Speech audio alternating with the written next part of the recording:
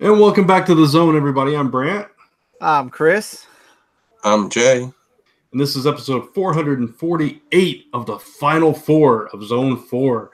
Only two more after this one, man. It's crazy how fast this is going. But we are here. We're going to have some fun. We're going to talk about some stuff, and we're going to interact with you guys. And thank you to everyone that is joining us in the live chat. And if you're watching this post-live, thank you for that as well. And if you're listening to the audio version of this, well, I hope you're listening to it because I've been behind on posting those, but hopefully it's up there. Merry Christmas! I know, right? Yeah.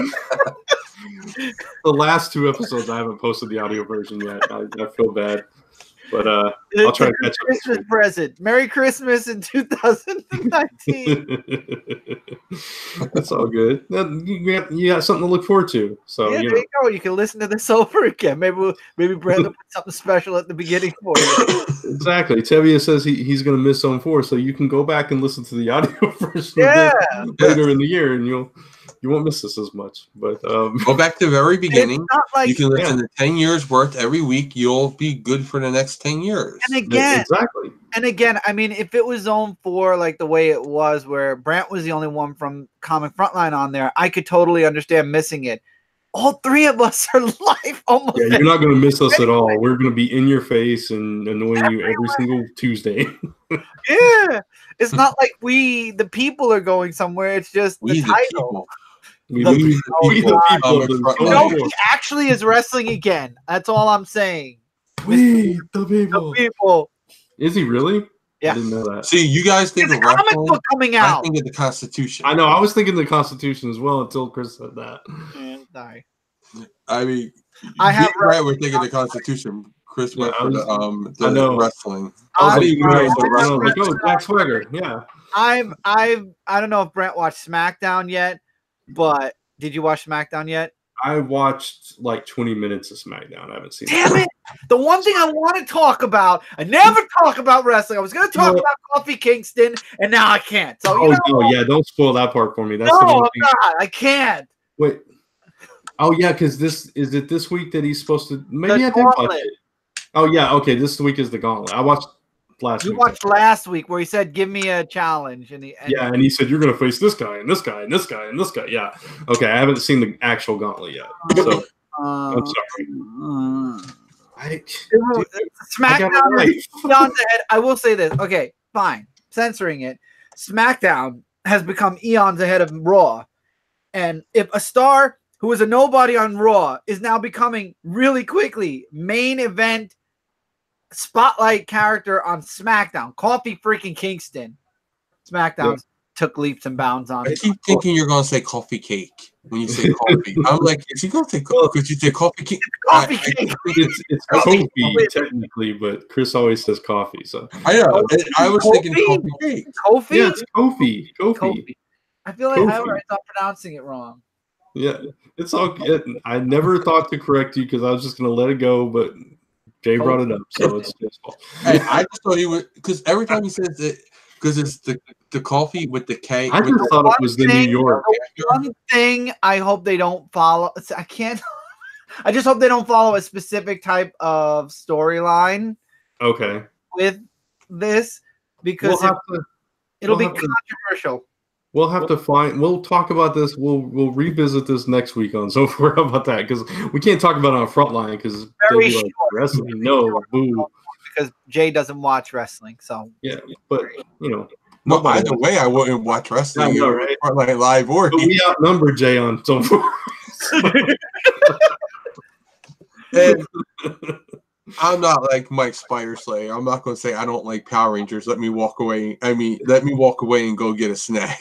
Yeah, well, I've done that too. So I'm not going to be like Brant and say I don't like Power Rangers. Let me go to sleep or talk on my phone. I will say the Hardy Boys got a new contract apparently because Matt's been posting on Instagram like crazy. So I'm very happy. The Hardy Boys I know. Damn, we got Jay. We got Jay involved now. He knows the Hardy Boys because I have their autographs. I hate you. Oh, nice. Yeah. No, that's cool. Oh, nice. But we both hate you. Like, nice. Yeah. I think if Brant cursed right there would have been a curse. I'll never tell. Hand gesture. before we go too far, we are proud members of the Comics Podcast Network. We didn't do that. What? I forgot we didn't do that part yet. For 2 more weeks, we are proud members of the Comics Podcast Network. No, it'll stay up there. You can find us on comicspodcast.com with a bunch of other shows. iTunes, Stitcher, SoundCloud. iTunes, Stitcher, Sound. We do that plug at the end. So, but yes, you can find us on all those places. But of course, come to Frontline. So, you're watching us live now. All you need is Frontline in your life. That's it. You don't need anything else. Just come here and watch us talk about everything. You need Last Number Press in your life. I don't know what you're talking about. Last Number Press as well. You need both. You need both in your life. I guess it's all related. Wait, that's another website.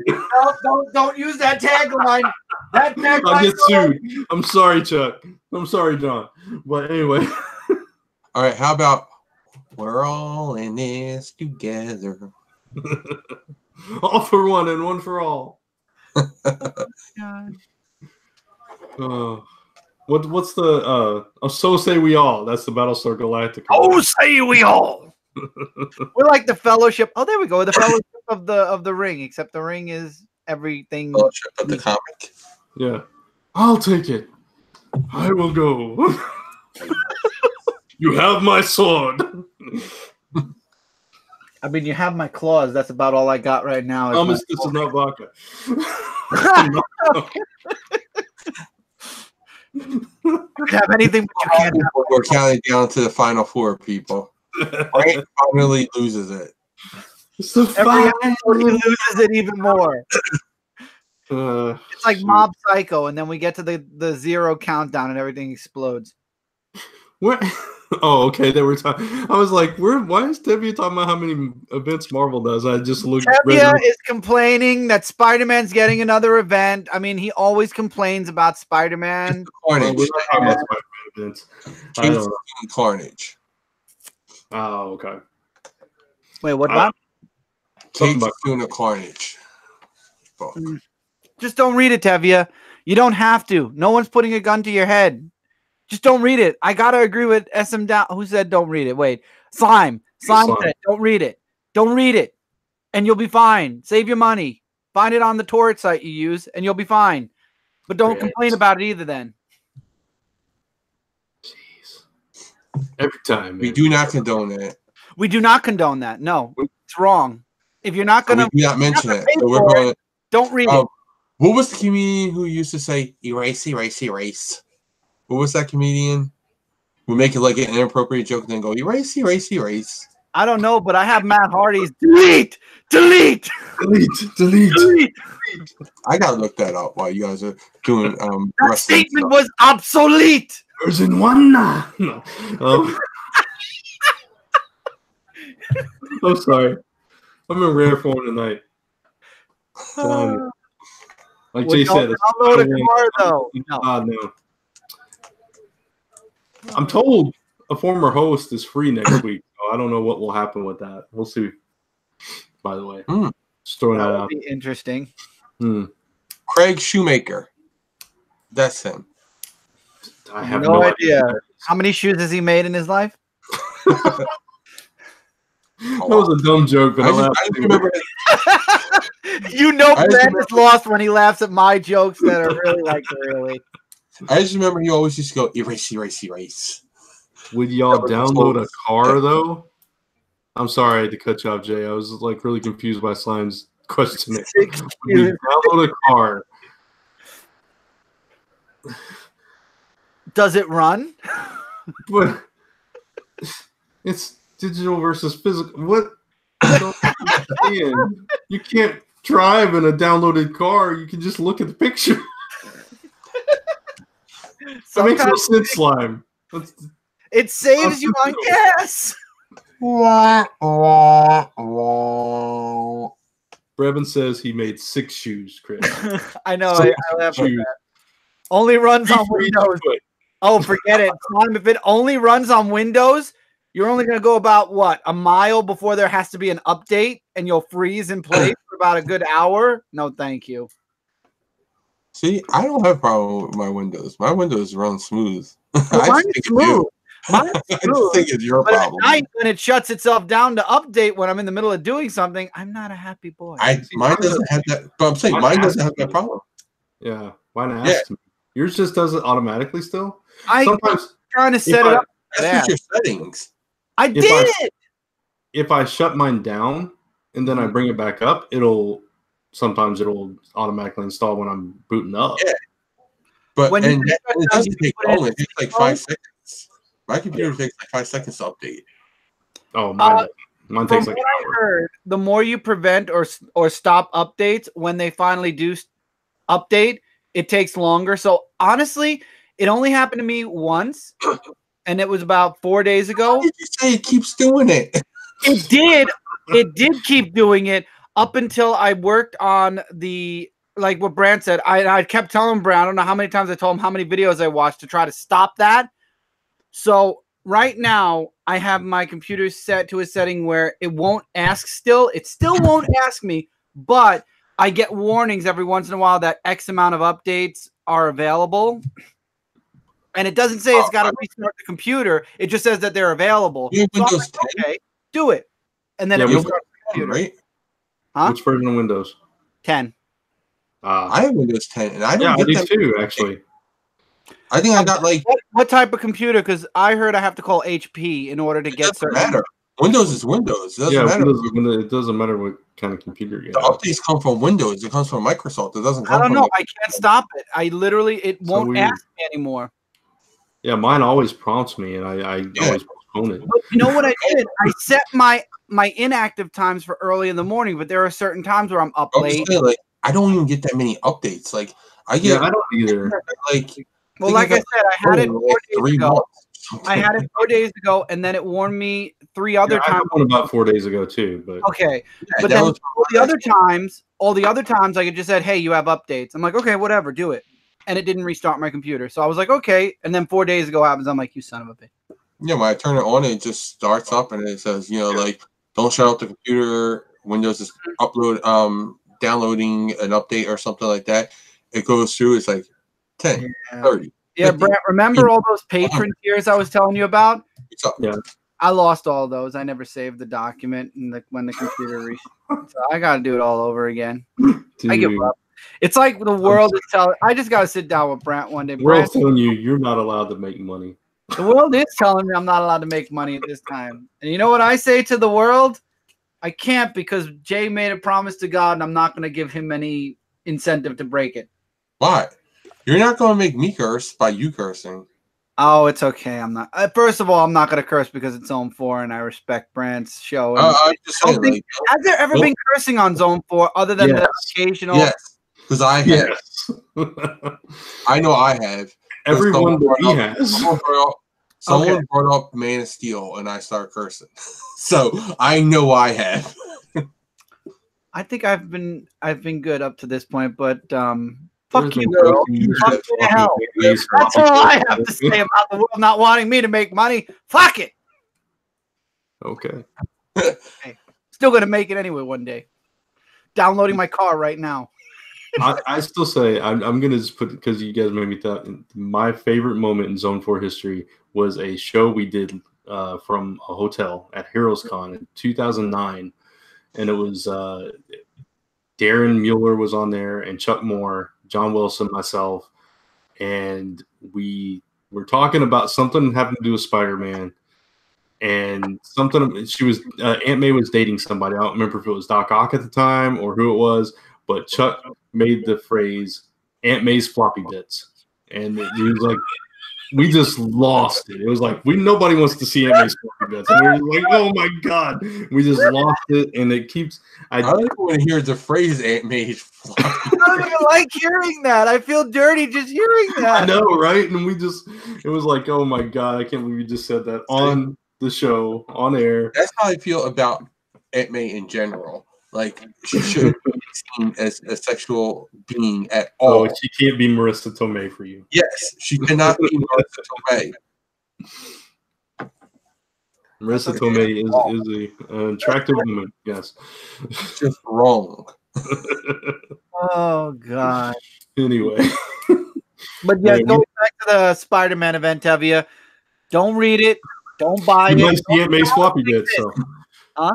I was just telling Tebby you might see Aunt May's floppy bits, so don't read it.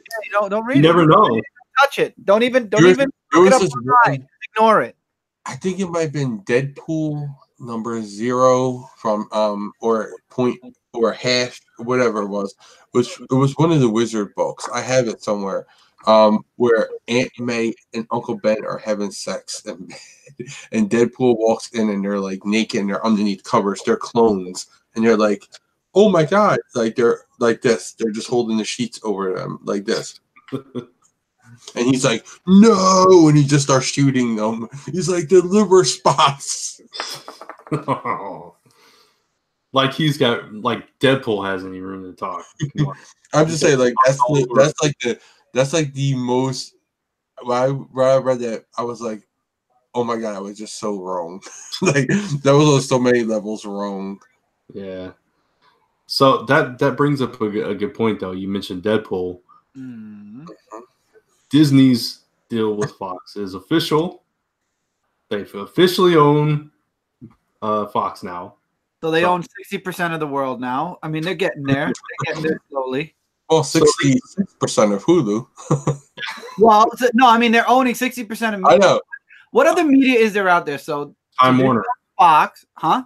Time Warner. Time Warner. There's still Time Warner. There's still Fox still has the TV station. Fox still owns their TV station. Yeah, they still own. Okay. Yeah. They don't own their cable networks except for the news ones and the sports. So what does Disney own? The shows themselves? No, that's all part of the. That's all part of the Fox TV. Anything that's on Fox TV network, you know, your regular Fox channel on in Philadelphia is channel 29.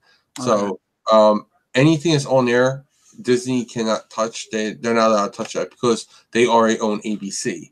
And the FAA law is that you can't have a monopoly on the network. So you cannot own two major networks. And the major networks are ABC, NBC, CBS, Fox, and I think that's it. Okay. So The Simpsons is still not owned by Disney. CW is the major network. Okay. No. No So Simpsons. they're not owned by even though a lot of people still posting thumbs with, you know, Disney owning Homer and all that. No. Well, you know, it's the same kind of stuff when Disney bought Marvel. It's going to go on for years, and people are still going to say, the mouse, blah, blah, blah. Whatever. I still see pictures of Mickey as Wolverine. I mean, come on. Chris Hemsworth welcomed Ryan Reynolds into the Disney family. Nice. Yeah. He posted on one of the social medias. I forget. I got an alert earlier for it. Chris Hemsworth welcomes Ryan Reynolds to Disney. That's good. That means that Deadpool could be in an Avenger movie. God. That's what I'm saying. The way that it is. They're definitely gonna downgrade Deadpool. They're not going to if they incorporate him in any kind of other film. Yeah. I think they had to incorporate Deadpool in somewhere, even if it's its own thing. Like maybe they'll keep it as a Fox, a 20th Century Fox movie, and keep it as an R-rated. You know, maybe they might do that. You know, instead of making it a Marvel movie, keep it as Fox, and this way it won't cross paths with that. They may keep the entire X-Men franchise separate. You never know. I don't think they'll do X-Men. I just think they're going to keep. If they do anything, they'll keep Daredevil separate, just so this way they can keep it as an R-rated thing, and you know, because this way it won't touch Disney, the Disney brand. You know, they can do it through 20th Century Fox, which they own now.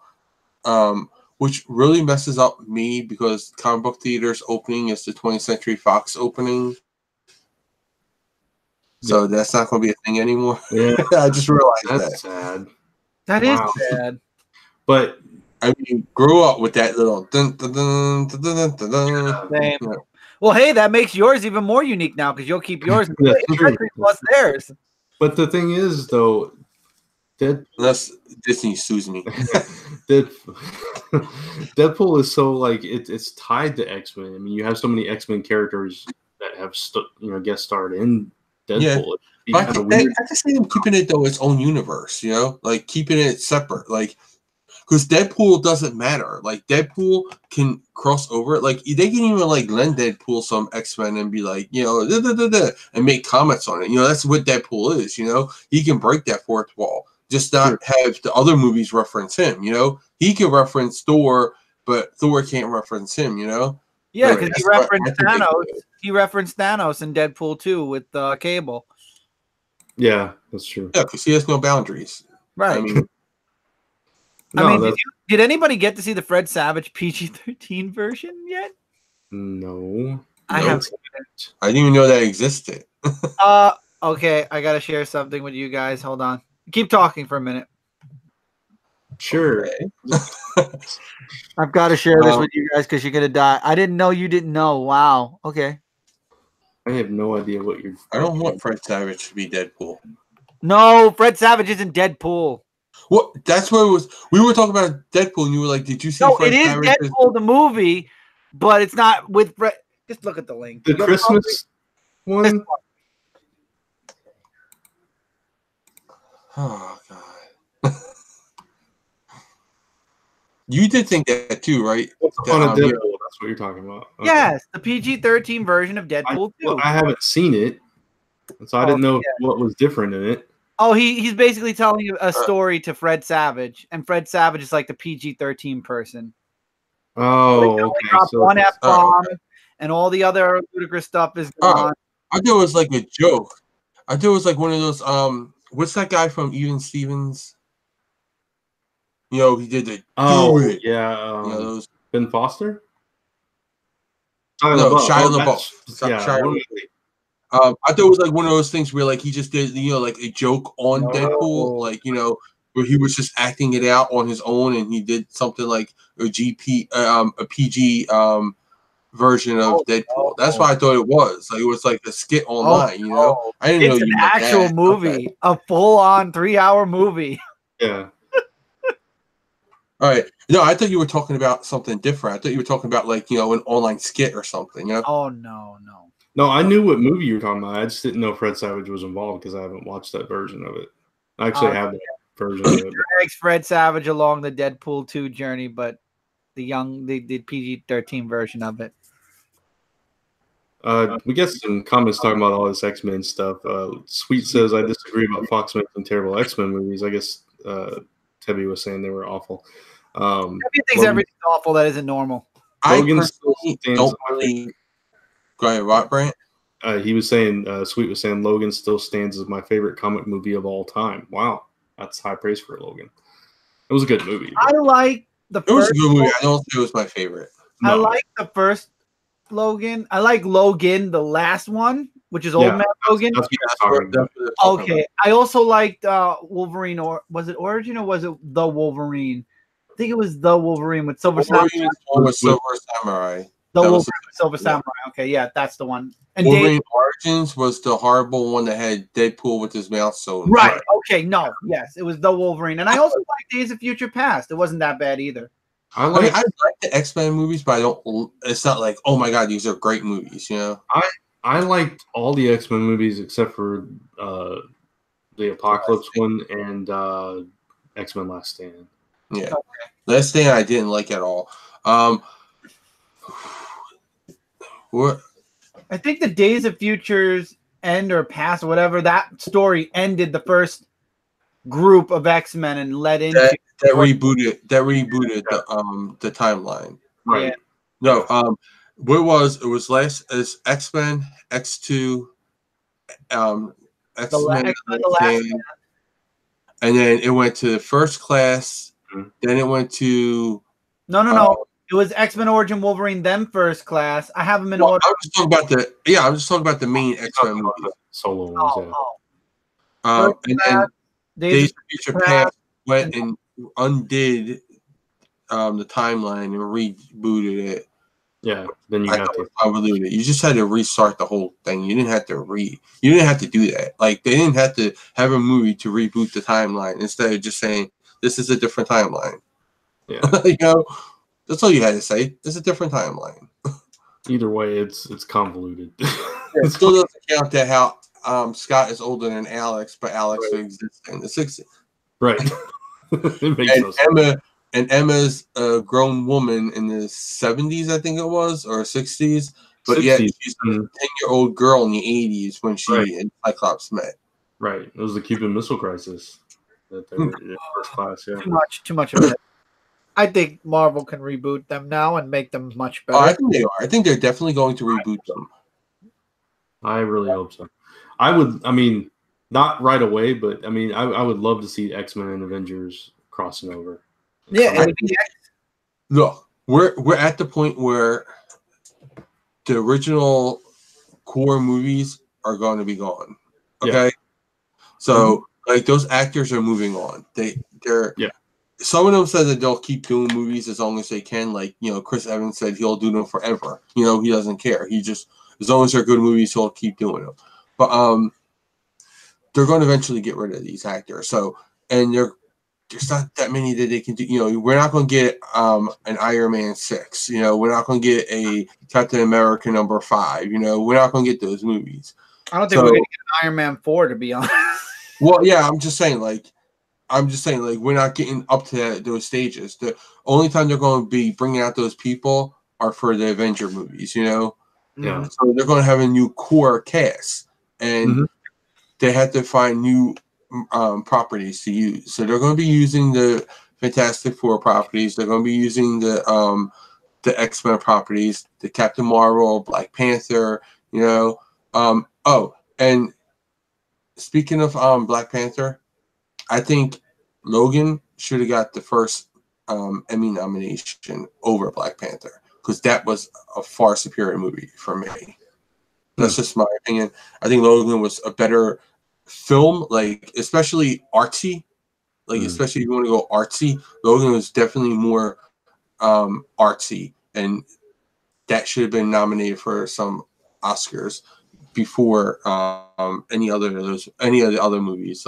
So I think that should have been the first movie nominated and won for an Oscar because it had some beautiful cinematography in there. It does. It was a really good movie and it was really well acted. But I mean, I don't know. I like it quite a bit. That Johnny Cash Hurt trailer, still love that. Yeah, that's one of the best trailers ever. Especially given that we knew that was his last role, last time as Wolverine. It was a really great trailer, that one. Sweet says they say the main actors for Phase 4 are Black Panther, Captain Marvel, and Tom Holland Spider-Man. Yeah, I can see that. Now Spider-Man, I could see going for a couple of more movies because he's only got after what's the name? He's only got one more movie in his contract with the Sony deal. Well, then bring him over to Marvel Studios. I'm good with that. Well, no, I mean, because Sony still owns Spider-Man, and they're only loaning him for 3. Oh, yeah, I'm just saying they only loaned him for 3 Spider-Man movies. They'll have to extend the deal if they want to do more after the second one. And I think they're only going to be using them for team-ups. They like money too much. Sony loves the money. Believe me, I know because they keep making new PlayStations. You were on about that PlayStation, man. Dude, I'm sorry, but when they just literally upgrade an internal system just by a little hair, and they're like, this is a new system, everybody needs to get it. Yeah. Not only that, their VCRs, their TVs, they're very you have to, if you buy a Sony TV, you have to have it connected to a Sony VCR or Sony this or so. I don't think you have to have it connected to a Sony VCR because I think they're very hard to come by these days. The Sony VCRs? Yeah, since they don't make them anymore. Well, that was then. I'm talking Blu-rays, DVDs, whatever. No, you can mix and match. It gives me a hard time. I just think you don't work with technology. I work very well with technology. I think it's you versus technology. I don't think it's technology in of itself. I just think it's you that has a problem. Sony's made the proclamation. They don't even want to do cross-platform with their gaming console. Now that was an article and a fight. I can totally see a series on Chris's channel now. Chris versus technology. What's his remote doing? Get in there. I bet you his VCR still blinks 12. 12 o'clock. 12 o'clock. 12 o'clock. Yeah. Jokes on both of you. My VCR's time is in dots. Period. You still have a VCR? I have a VCR. It's 2019, my friend. I don't need a Blu-ray player. I have an Xbox One. I have a PlayStation 3, and I have a PlayStation 4. I will say that. Blu-ray for? Where are I you getting still have VHS VCR tapes to watch? Well, I'm not watching them. I don't utilize I never my got rid of the VCR. VCR. I can get rid of it right now, and it doesn't matter. I just have it because it's been there. I still have 3 VCRs in my house. I mean, I have one. I don't have it hooked up to my TV though. Oh, I don't have it hooked up to my TV. I have it hooked up to the DVD side, but not the VHS side. I did hook it up. Okay. I would say this. I did hook it up a while ago because I watched an old family tape. I wanted to watch the tape and not the DVD because we had all of them transferred to DVDs, but I still want to watch the original tape because there's something about watching it on the VHS that helped with the old feeling. So it just it fed that nostalgia. Yeah, I mean, and I joke. I've got a box full of VHS tapes at the top of my closet. So I mean, I'm just being funny, but it's kind of funny. My VCR over here. I have the whole series Flash from 1990. I had that whole series on VHS. I have so many WWE pay-per-views tapes. I have, you know what, dude? I have so many of them too. So I bet you I still have a lot of them, like WrestleMania and SummerSlam and all that when I used to watch it. Yeah, because I used to record them. Even though you were legally not supposed to record them. It's not like I'm selling them. It's not like you're selling them. I'm saying, but legally we were not allowed to record them. But who cares? Like, then they shouldn't have made it recordable. Yeah. Like, it should have made it somewhere where it would like go, like it would mess up the tape if you recorded it or something. It's funny because like used to when you get a pay-per-view, it would replay immediately right after it, so you'd have 2 shots to record. Yep, and then that was it. You lost it after that. Yeah. I remember we used to go crazy for that, like summertime, especially the summer. I think it was like we used to have so many of those. We would all gather around because the downstairs TV was like the biggest TV in the house. Yeah, that's fun times, man. Those were good times. Now everything's on discs, whether they DVD or Blu-ray. Quality. The quality is a lot better too. Yeah. Very soon they won't even be on those. It'll be like the Nintendo Switch. There'll be little like cartridges that you stick in somewhere and it just plays the movie. Yeah, something like that. Or they'll just all be digital download. We're becoming that type of society, which I don't like. I like having physical copies because digital download. If you lose internet, you lose it all, everything. Well, it's just people like it because people don't think about long term; they think about now. Yeah. Oh yeah. Like, I see it in the gaming industry. I see it. A lot of people are like, "Oh, it'll be on Netflix." Yeah, but Netflix also clears out their cache every now and then. They clear out their they're like, "Oh, we're not going to be running this anymore," or our contract ended with them, so you're not going to be with us anymore. But the thing is, these days, it's like, oh, if it's not on Netflix, it'll be on Hulu or Prime, or if it's not on any of them, you can buy it on Amazon. And then when it comes to gaming, if you buy a digital, you can pre-download a game, I think 2 days before it comes out. So once it hits 12 midnight, you can just turn the game on and there it is. Don't have to wait for it to be in the store. Don't have to pick story, it up. right? What's that? I got Amazon Prime because Netflix stopped running. It was either Monk or Psych, whichever one went off first. Because one went off of Netflix first, and then the other one went off a couple months later. Yeah. So I was like, I read that it went on Prime. I was like, all right, oh well, I'm pulling the trigger. I'm getting Prime now because I need my Monk or my Psych because I love both those shows. So I keep watching them. Like I do always watch Monk and Psych. So I hate that I work on Saturdays because I gotta watch Monk on my phone on Saturdays. It's a marathon on Hallmark Mysteries. It's every Saturday from 9 o'clock in the morning to 9 o'clock at night. Okay. So I just I have my phone sitting up on this little stand, and it's like this. I'm just watching Monk the whole day. I gotta say this because Sweet said physical copies is clutter. Sweet, if everyone in the world thinks like you do, I hope everybody in the world thinks like you do, because 30, 40, 50, 100 years down the road, when there are no more physical copies of anything, and my son has every single one of my physical copies of TV shows, movies, comics, cards, video games, anything, he's going to make a lot of money making a nice museum of this is what the world used to be, and everybody is going to be like, wow. You could have owned that physically. Wow, that's why we had no space. We ran out of room. But no, I think with the physical stuff, it's like the stuff that you really, really like. That's what you should hold on to. And there's other stuff you at some point, this is taking up too much room. If you really don't like it, why keep it? Yeah, that's the way my toys. That's what happened with the ones that I reviewed like 7-8 years ago. If Tommy likes it, he sees it in the attic or whatever. Daddy, what's that? It's yours. Here. I don't need it. I'm not with comics too. It's like if I don't like the series, why am I holding on to it for? Oh yeah. Oh, absolutely. And for me personally, like when it comes to TV shows and all that, like I have the Psych and Monk on DVD, but sometimes like I'm not at home where I can watch it on DVD, you know. So I do like. But you like having it. But you do like having it. Oh yeah, I like having it because one, I like supporting it, and that's the best way you can support it is to buy merchandise from something, you know. Because that's why Psych got the movie, because people were still buying the DVDs, not because people were watching on Amazon. It was because people were watching the DVDs. They were buying the DVDs still, so they saw that there was still a audience for it.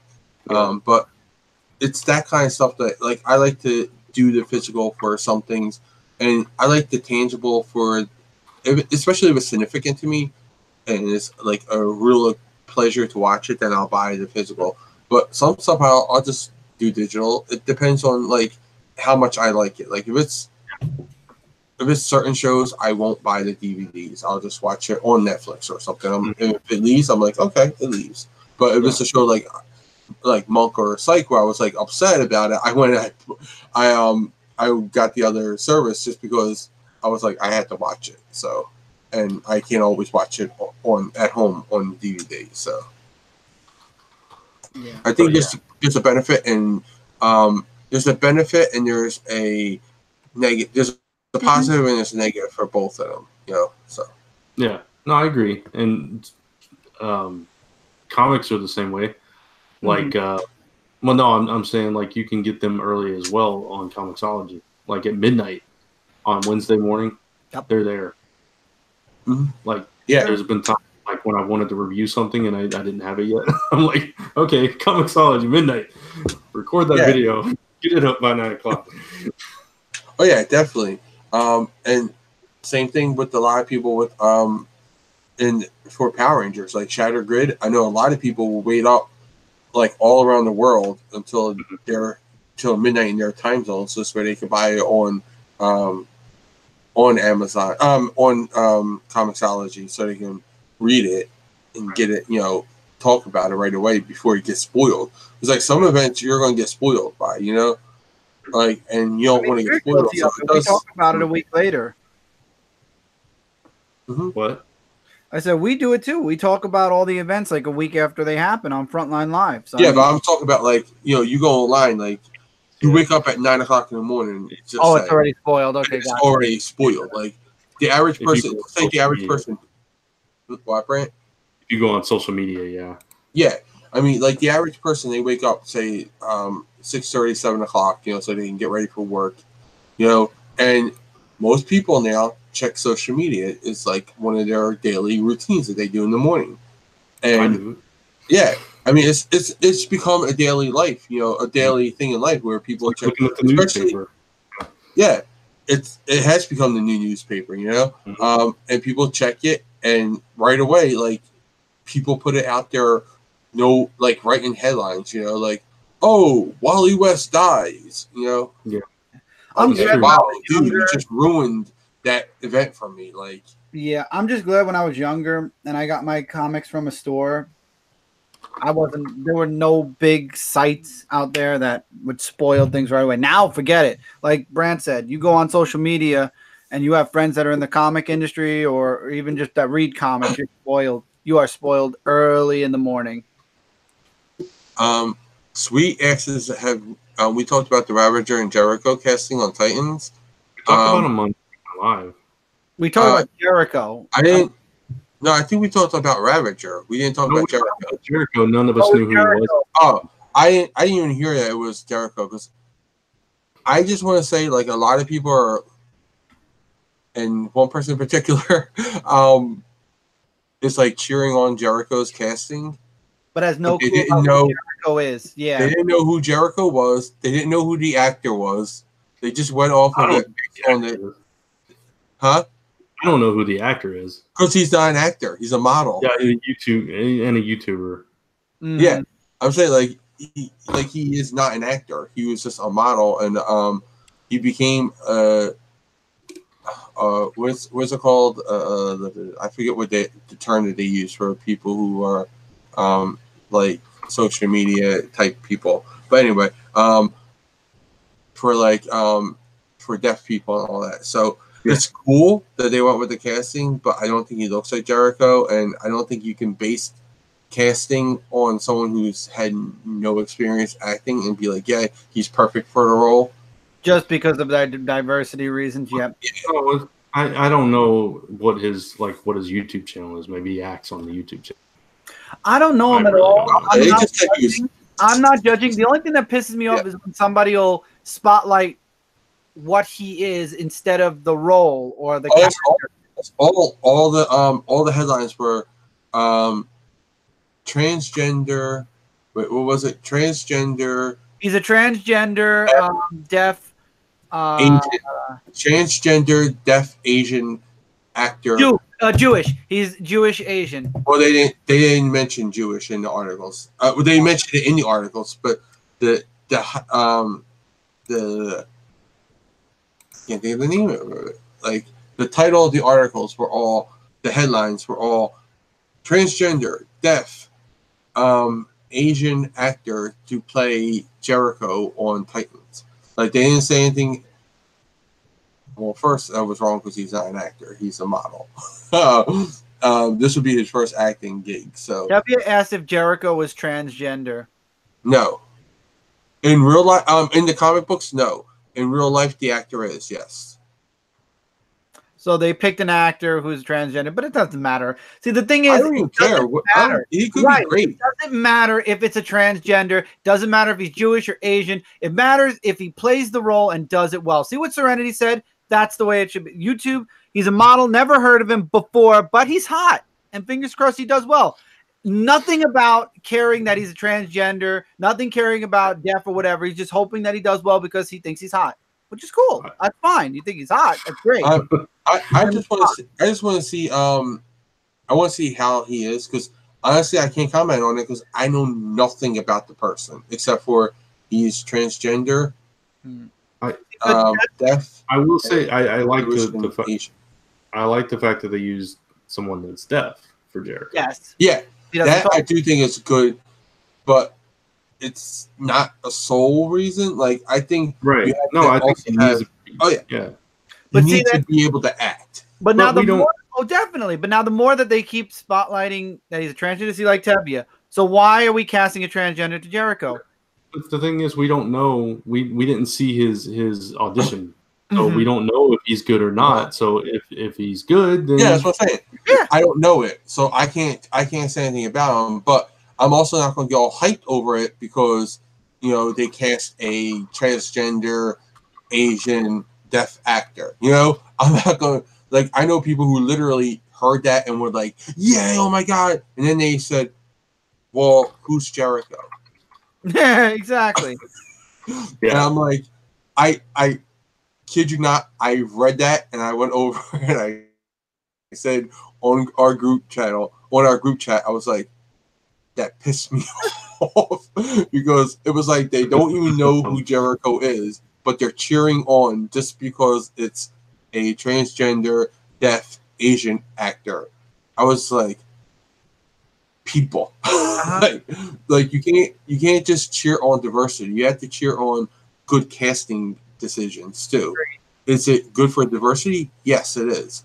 And I hope this actor is a good actor too. I'm hoping he is, because honestly, if he's not, it will really be a setback for diversity. I think, because it might make if it has bad reactions. Serenity says he's not really deaf; he's losing his hearing, and he's fluent in American Sign Language. Again, every article says he's deaf. Yeah, every single article does not say he's losing his hearing. I've read like 6 different articles, and all those articles said he's deaf. Because I was trying to figure out who this guy is, and all of them say he's deaf. So and then I'm glad you found one that said that he's hard of hearing. I asked you, Jay, why? What's wrong with that? Why can't they cheer on diversity? Because what happens is this is what's going to happen. Okay, what could happen? If he is a poor actor, and the show gets slammed for his poor acting, and the show declines in ratings because of his poor acting, then other networks and stuff are going to be more inclined to not take that chance. So that's why it's bad to just cheer on diversity and not cheer on good casting. You can do both. You can have good diversity with casting, but gotta make sure that it's not just a casting for diversity, and you can't just say, oh yeah, this person's going to be great at that role and not know anything about the person or anything about the character. You can't do that. I'm sorry, that's ill-informed. That's like saying, oh yes, this is going to be the best event ever, but I don't know what company's making it, I don't know what characters are involved in it, and I don't know who's writing it, but it's going to be the best event ever because I heard the name of it. And he says that has nothing to do with them cheering. Yes, it does. Because you're cheering anybody being casted instead of the right people being casted. You're cheering for one person to get into a role that maybe they are not going to be good at. Because cheering it on is making it more of a spotlight, and more of a spotlight is going to make it more people are going to be more critical of it. So that's why it's bad to cheer it on, because you're putting more of a spotlight on the person, which is if they do fail, then that will make it much more bigger, So that's why it's bad. And again, they don't know it's bad to cheer for something you don't know, It's like someone who doesn't know football or doesn't know baseball is cheering for the Eagles. Like I would look at them, I'd be like, why are you cheering for them? You know nothing about the Eagles, Why are you cheering for them? That's my team. I love the Eagles. I support them. But if someone's just like knows nothing about football and they're like, yeah, the Eagles, I'm like, why? You know nothing about them. It's just, that's how I feel. He says you're assuming they're going to fail. No, I'm not. Because if you heard me, what I said, I did not say they are going to fail. I said if they fail. And he says, but now they might actually want to watch the show. Well, if they're watching it for just that reason. That's good. That's good. If they want to watch the show because of it, that's great. And that's the good part of diversity, because it does bring in more people. Because you're opening up more audience and you're getting more people who can see themselves on TV. I'm not saying it's bad to cast diversity. I'm saying it shouldn't be the key factor of it, and it shouldn't be the sake of diversity. It should be, hey, this guy's really good, and he happens to be fill in the blank, or girl. Yeah, or I'm just saying, like, it's not also like you can't just say because this person is this and that they're going to do great. Like that's what the person who I was talking about, because I don't want to mention any names. That's what the person I was talking about was cheering on. Just that it was diversity, and they were like, they're going to be great. But they knew nothing about the person, and they knew nothing about the character. But yet they knew that that person was going to be great, and they're going to get the DC app just for that, so this way they can see how great the person is. And I'm like, hope you don't get let down. I'm just like,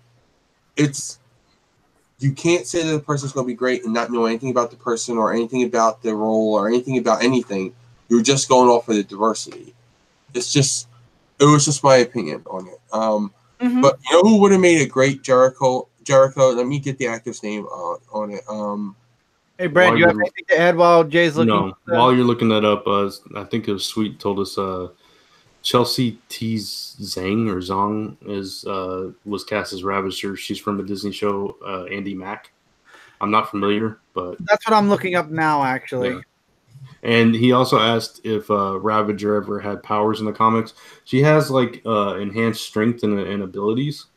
Yeah, like she's like Deathstroke. kind of got like her father. Oh, Yeah, okay. Yeah. I like. She looks like she looks like she'd fit the role, but I haven't seen her act, so I don't know. I've never seen her act, so I couldn't tell you. But she looks like she'd fit with the family. That's for sure. Now, if I was going to be casting the role of Jericho on a TV show, I would have went with Sean Birdie. Seanberdy. He played on the show called Switch That Birth on ABC Family. He played Emmett. He is a real deaf person, and he can act his pants off, and he has curly hair, so like he could grow out the fro. Like he looks like he could be Jericho to me. Yeah, if they were going with the white cast, but I think they were focusing on the like Asian. Well, but and he's also Latino. The Jericho Slade is Deathstroke is Puerto Latino, Rican descent, actually. Yeah, so you have different ethnicities in that family, so it doesn't matter. True. I would have went with Sean Birdie just because I think he looks the part, and I know personally from watching him on different things, he can actually act really well, and he's a deaf person, so that he was born deaf. So Serenity's been dropping a couple of things about Chellaman. He has a cochlear. I probably pronounced a cochlear implant. There you go. Allows him to hear. So he doesn't consider himself deaf. Oh, he does consider himself deaf, though. He can speak and hear like a non-deaf person. Yeah, cochlear implant doesn't mean that you're not deaf. It just means that if you don't have the cochlear implant, most of the time, people who have cochlear implants cannot hear without cochlear implants. My cousin had a cochlear implant. I don't think he has it anymore. I haven't talked to him in a couple of years, so I'm not sure if he has it anymore. But I know he's fully deaf. He was born deaf, and he had a cochlear implant for a little while. So they're very expensive, and sometimes you gotta keep taking them. You gotta keep getting them put in. They're very expensive too. Not all insurance covers them. I know that's a big thing for like if you're deaf and you have cochlear implants, that's a big cost for a family. Serenity likes that casting. If we were going with comic accurate look for Jericho, go get Brad. Sorry. No, I'm going completely off topic. Before we get into our main topic, did you guys see this thing about DC suing Valencia, which is I think it's like a soccer club, like a football, European football club, because of their logo. It has a bat symbol in it, and this club is like 100 years old. It's like their 100-year anniversary crest, and they've always had a bat in it. But because it kind of looks like the Batman bat, they're suing them over it. It's a bat. I know. That's what their argument is. I'm looking at the image now. Wait, let me get up the image, because if it's the image that they're showing on here, let me see it. I'll try to screen share it. I got it pulled up actually. I'm trying to wait for it to. And this is the one that they just got for their 100th anniversary. This isn't the one that they've always had. No, they have always had a bat in their insignia. Dude, that looks nothing like. No, that looks like old school Batman. That looks like the original Batman symbol. Like you think about it. I mean, 66 Batman. 66 Batman. No, I agree. It's and they like in this comparison, they're obviously using the different version. Yeah, they're different. One. Yeah, but I think it's different enough, and it's a bat. And it's cut in half. Look, they even have a line that goes through it. It's like a copper. It looks different. But maybe aesthetically, if you take all the center stuff out and that line in between out, it might look a little bit. Even the ears don't point up; they're flat. It's not that. It's the silhouette of it that's what they're saying, because they do have and I get that on that. Now I can see, because like they don't sue anybody who uses a bat symbol. Because like Bat in the Sun has a bat symbol, but it's a different shape. Like it's like the bat where it gets flying, is curved and all. They don't care about that. But that does, I would say, yes, that does infringe on their trademark. I would say that just from a business point of view, that does infringe on their trademark because the silhouette of it is close enough. Yeah, if they can show that theirs was if they have that specific image trademarked, they do. might have a they case. they have all the bat symbols are trademarked. Yeah, all their bat symbols are trademarked. But it's like if someone uses the Superman S diamond, like the shape of the diamond, and they put some other letter inside of it, DC can sue for that because it's theirs. The Wonder Woman W, like all that stuff is all trademarked. So it does make it hard for the bat, though. I would say that because there's not many ways you can make it. Well, there are. Because like Bat in the Sun really did a good thing with it. Like if you ever seen that, the Bat in the Sun production company, they've done it, and they've used this. What they're using is very poor examples of it to compare it, but because there's better examples where it looks just like that. If you look on the screen I'm sharing now, Jay, I've got the evolution of the symbol up. Of Valencia? No, of Batman. Yeah, like if you look at the one right after Batman Beyond, that one looks a lot like it. The one with Batman's face on there looks like it. The first and the fourth one. I mean, you're like the one right, the top row, second from the right. Right. Yeah, that's like the one I was thinking. There's a few that look like it. Right. So you can understand why they could sue. Like, but again, I think technically they have a good lawsuit. Like legally, they have a good lawsuit on their hand. But I personally wouldn't sue. I'd be like, okay, but I can see I can understand the business aspect of the suing, because if you let someone get away with that, and then someone else is going to get away with something else, and then they're going to use that as the precedent. Domino effects. You let one person get away with it, then then another person will be like, but you let them get away with it. They're going to make it a little bit different, and then when they go, then if you sue them, they're going to be like, well, you let this person get away with it. It's going to be a slippery slope. So I understand them from a business point of view wanting to sue them. And honestly, it won't be much for them to change their logo for the 100th anniversary. I mean, it's 100th anniversary. Maybe it's time. That was their one that they just used for their 100th. That wasn't. They just created this one for their 100th anniversary. Yeah. Let me see. Remake it.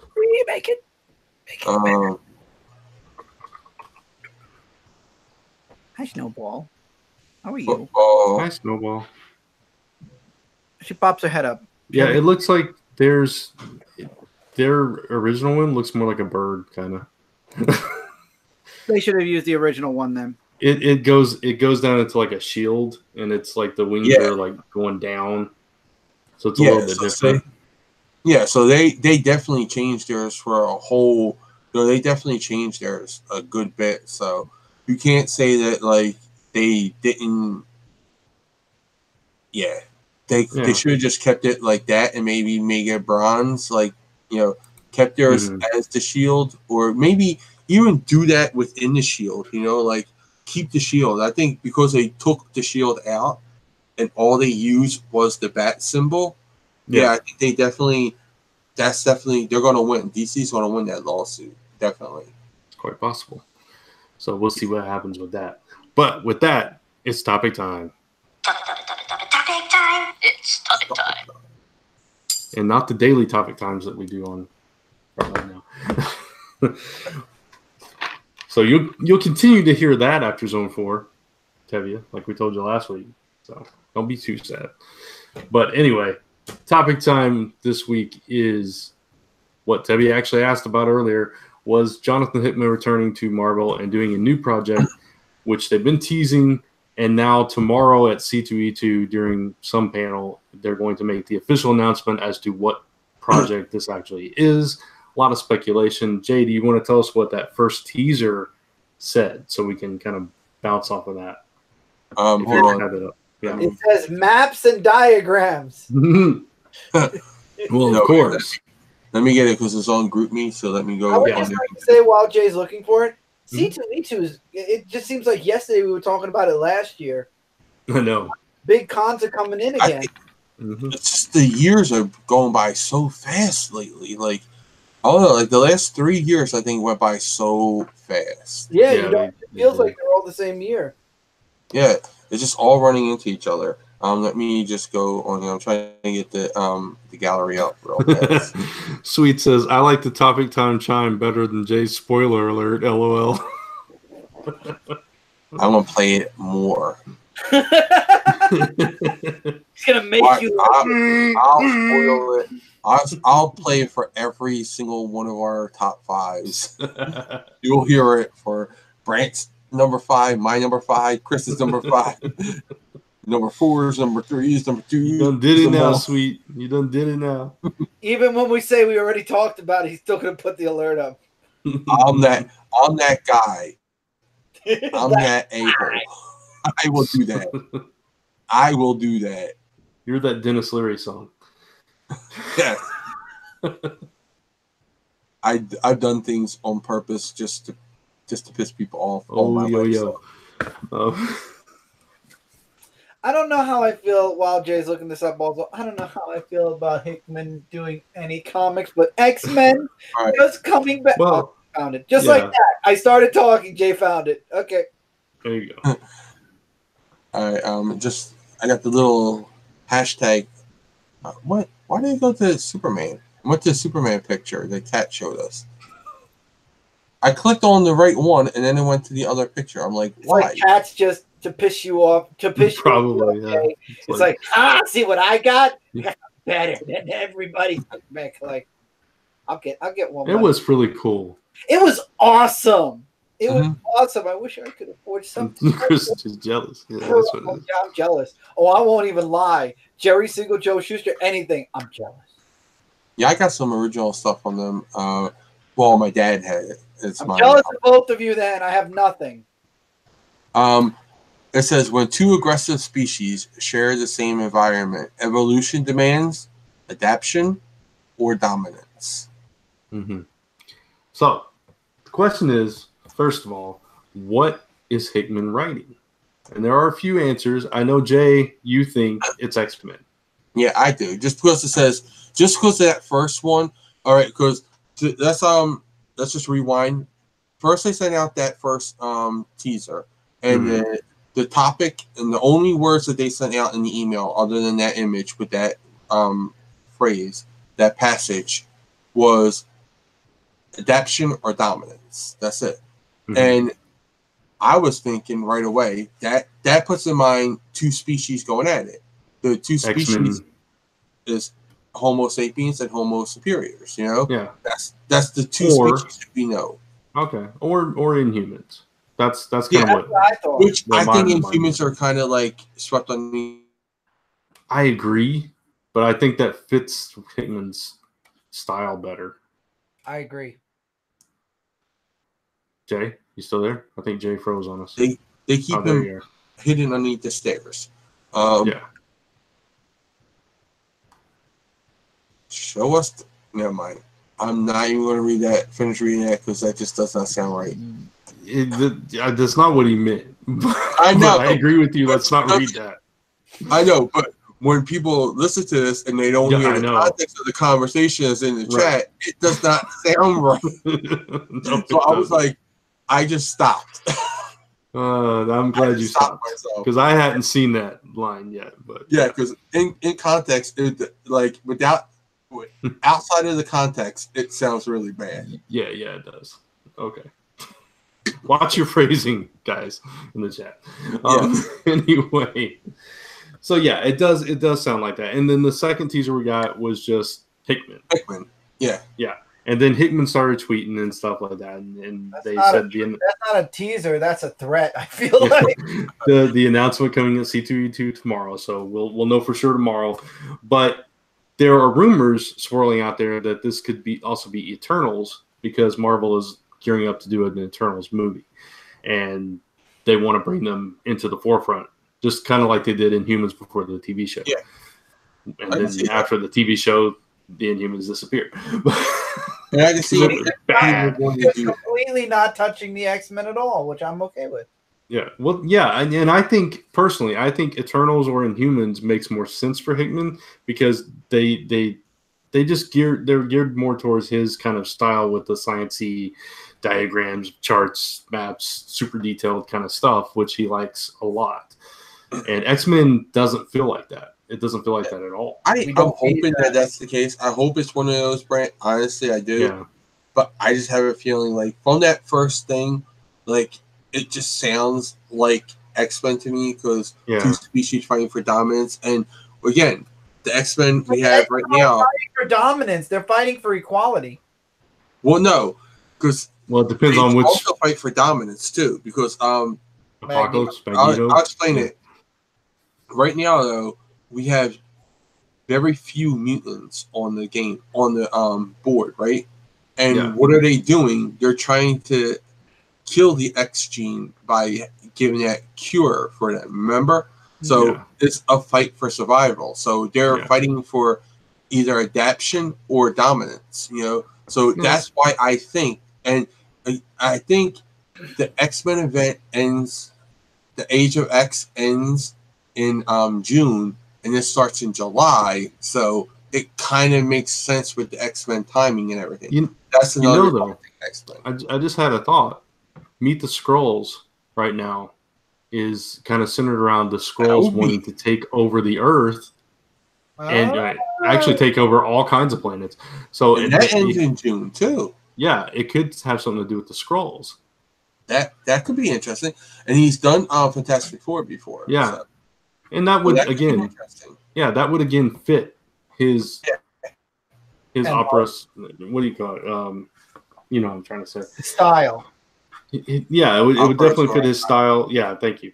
I don't know why that just like slipped out. It was like I just read that in a book too. It's like Teen Titans. It's funny. I can't think of the word credits, but I could think of Operas Mirandi. I mean, that is kind of funny. Just telling you, like my brain is like fried this week. Yeah. But yeah, I mean anything like that's cosmic based and stuff like that, it just seems to be more in his wheelhouse. Yeah. And I think that could be something. I don't know why that didn't occur to me until just now. And I was thinking about it, I guess because I just read Meet the Skrulls and it's like, oh, you know what? You know, that's definitely struggling for dominance because they want to dominate the Earth. So that's a possibility. Do make sense. X-Men and Skrulls do make sense because both of their things end in June. So July is when this comes out. So I can definitely see it starting in July. Yeah. Either one of those. And Celestials could start anytime, so July is okay with that too. That's true. I don't see Inhumans though, because honestly, I think Marvel wants to put as much space between them and Inhumans for a while. They want to put them on the back burner because they fail so miserably. They want to wait till people forget about that and then just bring them back like nothing happened. As soon as Agents of S.H.I.E.L.D. is over, I think it'll be a couple years before we hear anything about an Inhuman, except for Miss Marvel, because I mean you can't get away from that. And they only really mention her being Inhuman anymore. It's just like they kind of swept that under the rug real quick. Yeah, it's like, how she's a superhero. Well, wouldn't you after that? I didn't see it, Chris, but man, it was awful. Listen, I knew it was going to be awful. So, like Tevye should do with the Spider-Man event, I just didn't read it. Didn't even touch it. Don't even know still what happened in that book, and I never will. Slime says the other thing is that Hickman constantly, and I mean constantly, tweets about how much he hates the X-Men. So that's kind of why that's true. Also, most likely he won't. X-Men. No, he says that's why. That makes a lot of sense, knowing his writing style. I hate them, so now I'm going to fix them my way. Yeah. Oh, there is that too. I hope not, because I think the X-Men are getting back to a good place, and I'm not a fan of Hickman's. That's why I told you when I read that email, when I got that email that said Hickman, I was like, dude, we thought X-Men were coming back good. I don't think we're getting it for a while. You have me scared, but I'm trying to hope against hope that it's not X-Men because I don't want him on X-Men. I hope I'm wrong this time. This is one time I'm hoping that I'm wrong. I'm betting against myself. Yeah. Like I honestly am betting against myself because I don't want to be right about this.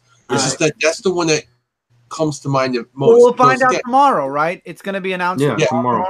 It's funny that like we have so many viewers that are like really fans of certain creators, and we usually aren't. Like Grant Morrison, Jonathan Hickman, and so on and so forth. And I just want to stay on certain things. I don't. A different like, I like his West. He does East. Wait, what's it called? East to West. East to West. Right? Yeah, East to West. East to West. I read that. I've never read it, honestly. Yeah, I've never read that. I've read some of. What was it? Is he the one that did Phonograph? I don't remember. I think I've read a couple of his indie things, and it just wasn't my thing. Sure.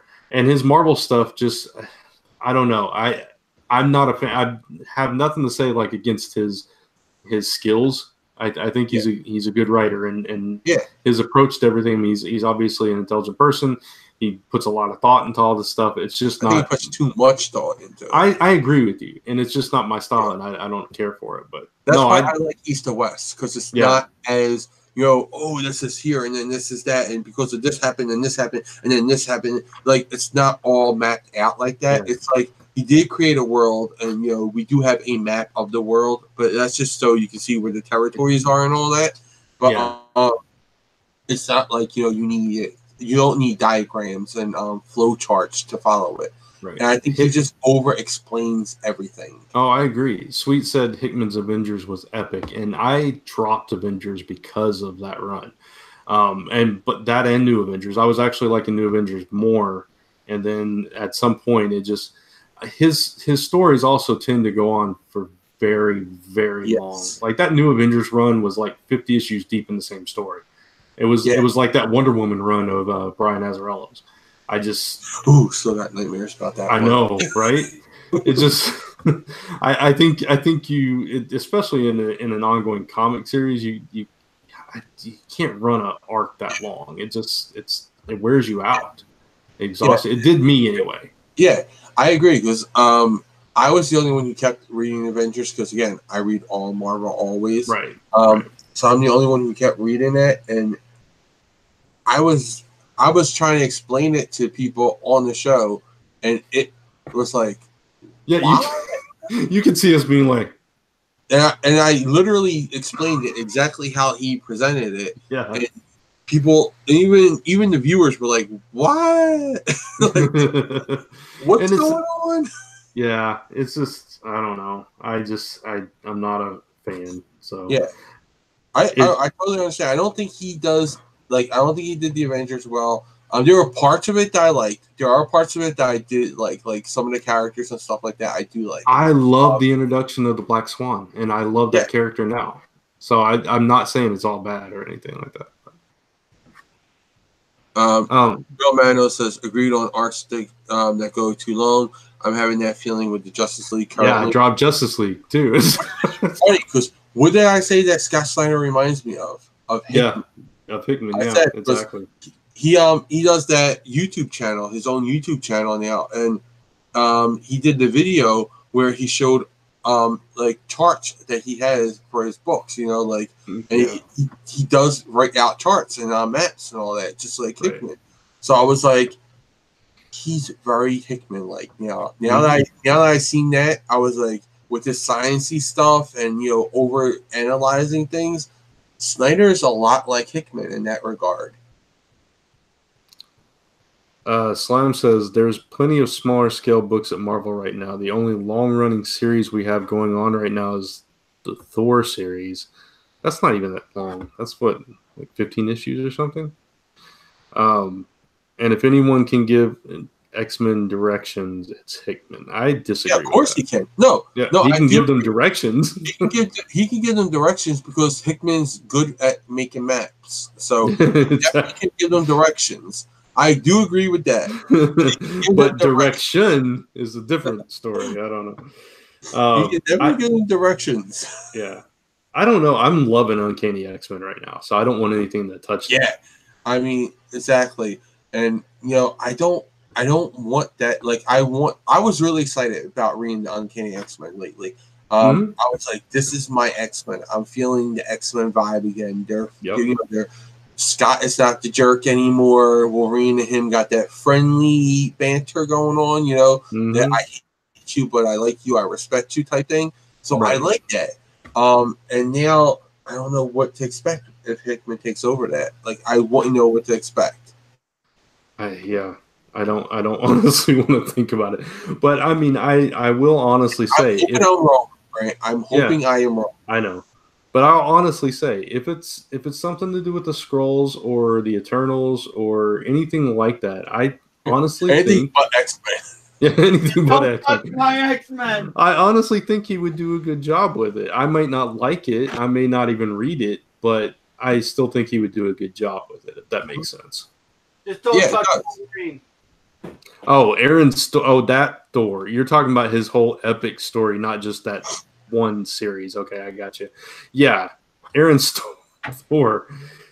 I think Aaron, honestly, love his work, but I think Jason Aaron, I do think he needs to leave Thor because it feels like the same stuff. Even though it's been like 20 different arcs so far, it still feels like the same exact stories. It does, and that's why I keep getting on and then jumping off, and getting on and then jumping off, and you're not missing anything. I know.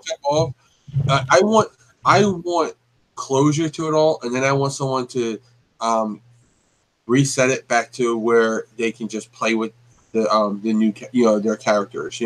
I want them to just go back. Like, I don't want him to have the arm that's made of the metal. I don't want him to not have his hammer and all that stuff. I just want good Thor stories. That would be nice to have good stories. Yeah, I think it is. I think War of Realms is the last run for him. I think that is what he said, that this is what he's been building up for the last 7 years. 7 years. So.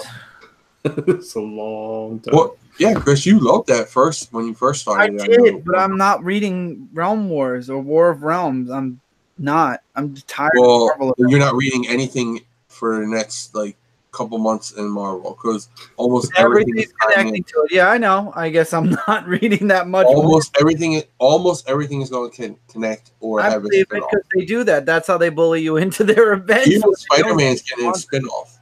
I believe it. Well, I think it's called Spider-Man War of Realms something. It's the Marvel tactic. Even if you don't want to read their event, they're going to find a way to make you read their event. That's fine. I don't care. There's a lot of DC and indies out there for those 3 months. They won't miss you, Chris. I promise. I know they won't. I'm only one person compared to what? 500,000 plus? A lot of readers that will buy it. Yep. So, Chris, what do you think it's going to be?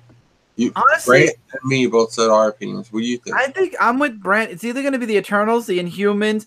I don't know. It just doesn't speak to me as X-Men because I feel like X-Men right now they're clawing their way back with Uncanny.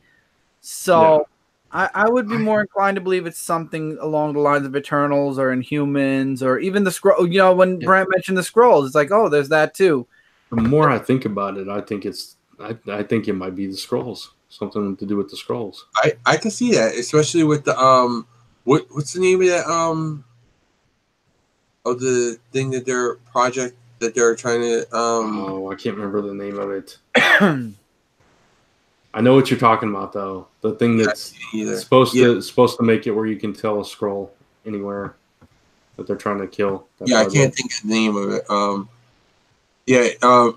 Real Man says even Squirrel Girl is crossover with the War Realms. They're really thirsty to get readers to read this event. So Marvel. It's going to be the greatest event of all time, Chris. Oh, well, it'll suck just like every single other event they've done. Just like every WrestleMania is the greatest WrestleMania of all time. Oh, please. It's marketing. Few WrestleManias that sucked. Oh, of course. But then there were some that were really good. So, I mean, no offense. I've given Marvel X, Y, and Z chances when it comes to their events. No, thank you. I'm good. I need a break from their events, honestly. Slime says, actually, only 6 series are tie into War of Realms, at least for the month of April. That's April. There's still, how long is this event? Still 6 too many. 6 too many is right. Or I'll give you 5 too many because Thor should tie into it. So Yeah, I'm just not interested. I've read the setup for it. It just, it's okay. Sweet, All right. sweet. I Yeah. go ahead. No, go ahead. You already started it, so. Says I honestly pick a Black Order book for a Hickman before a Skrulls book, especially since he created them. I'll be down for that. I'm okay with Black Order too. That's fine. That's fine. I don't see it since they just finished up a miniseries, but you know maybe that's why they finished it because he's doing something with them. That's possible. Yeah. I do like the Black Order. I think there's a few creations that are like really stand out over the past like decade or whatever, but I think that's one of them. Obviously, Marvel thought so too. They made it to the movies.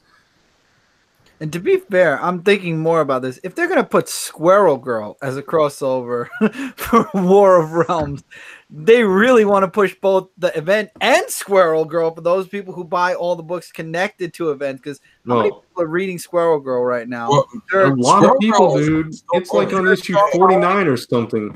Is there a strong following? Legacy issue would be 50, I think. Chris, Marvel Rising. Like issue 42 or something like that. Yeah. No, Brad just said it. Marvel Rising. You forgot about Marvel Rising. I can go into Target and there's more Squirrel Girl merchandise there than there is Captain Marvel right now. You're right.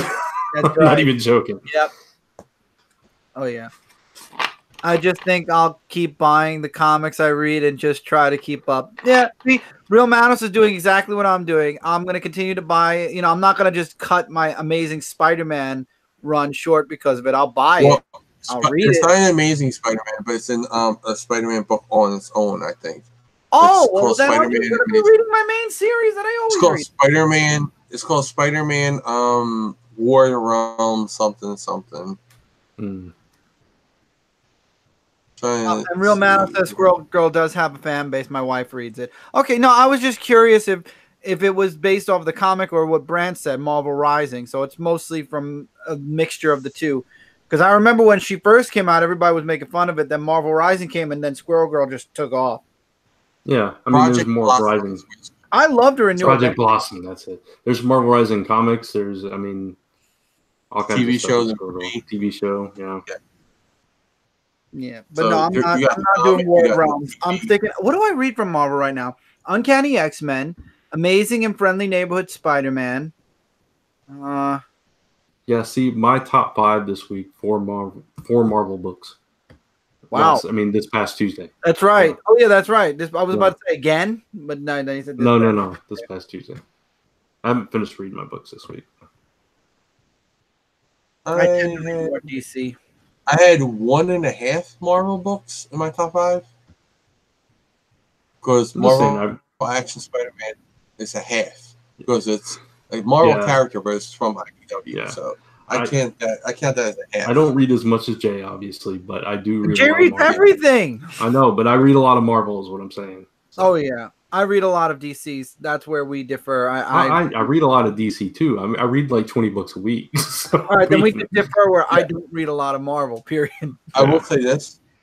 My top 5 this past Tuesday, this past week that we had, it had 1.5 Marvel, and then it had 3.5, I guess you would say, indies. So it was no DC in my top 5 this week. Was 2 Marvel, 2 DC, and 1 indie. See, so you're even.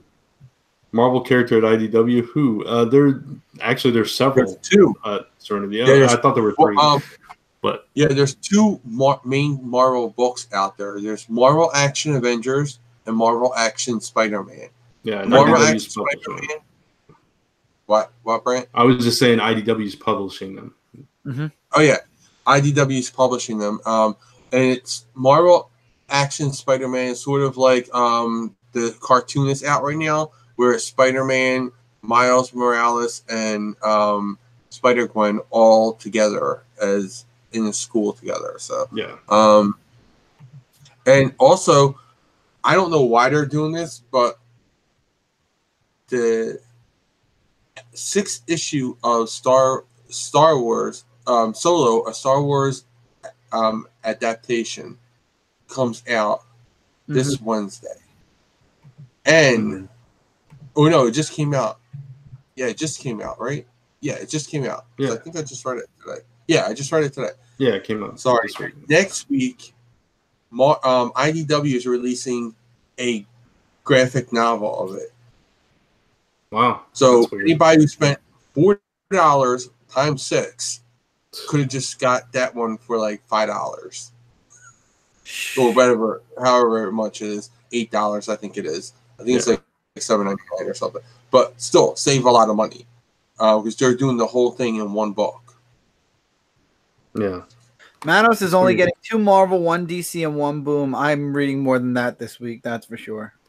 Last week. I've got at least 20 books this week. I don't know how I read so much. I don't know how Jay lives and reads. I don't know how Jay lives. I honestly tried Jay's ways last year, and I said to myself really quick, I can't do it. I did for a little bit there. I was reading what was it, like 30 to 40, Jay? I think you got up to there for a little bit. 38 was your highest. Yeah, you were 36, 38 for like 3 weeks. I was like, yes. Yeah, and then it was like, I can't do this anymore.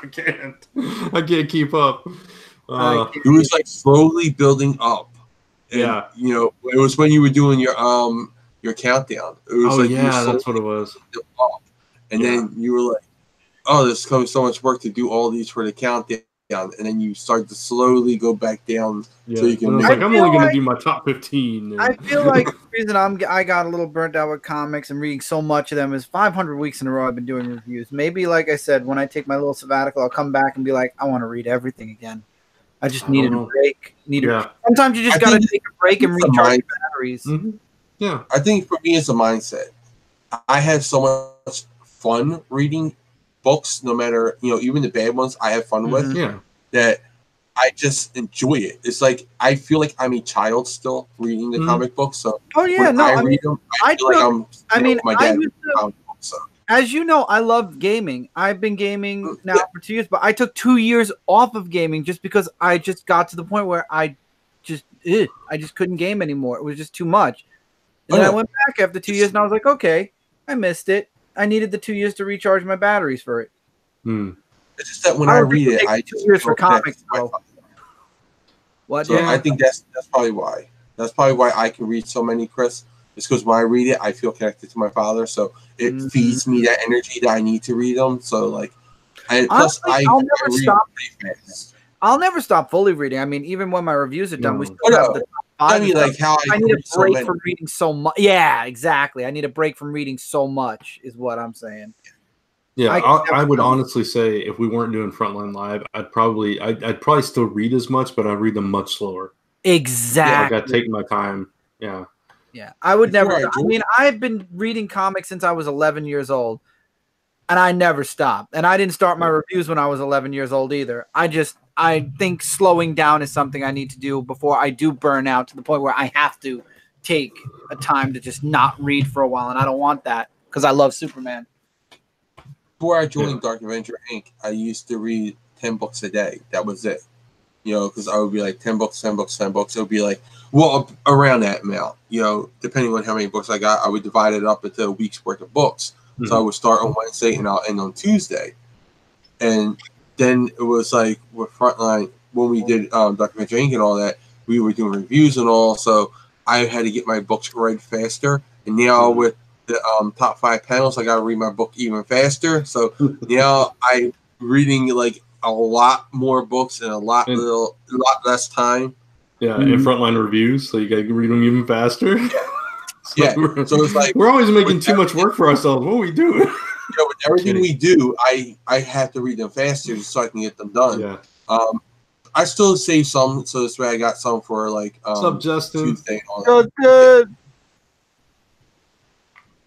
Hey, Justin, what's up? I don't look at me when I scream Justin's name out. Your name isn't Justin, Cookie. I'll still save a couple of books at least for Tuesday, just so I have some usually 1 or 2 of my favorites, and so I'll be fresh when I go into the show, or when I'm just dreading. What? I said that's why I usually am on Tuesday. I get my panels done because I save 1 or 2 for Tuesday morning. So this way, Yeah. I don't feel like I'm not doing anything. Because otherwise, I feel like I had no books to read. I'm like, what is happening to my life? Like, I'm so used to reading. That's when Jay starts reading the advanced books for next week. I still read some of them already because Power Rangers. Oh yeah. I forgot. I had to read that one real How fast. dare I forget Power Rangers? I had to read that really fast. I was like, yeah. And that's coming out to Wednesday. So Justin, I just got back from playing too much Magic. Magic is fun. I've never really played Magic. I played a couple times with my brother, but I enjoy the I've never collecting really played more. card games like that. The only card games I play is like poker and stuff like that. I've never played trading card games. Like I never played them. I played them with my brother. I played like Yu-Gi-Oh and Pokemon and stuff like that. Some random ones. I watched my nephews play it, but I've never played them with them. Like I've never sat down and played because they were always like I was just the guy to make sure that they didn't cheat each other because like they were like, "Oh, it's cheating," you know. Yeah. So I would be just like there to be the referee and see who won. Right. But that would be it.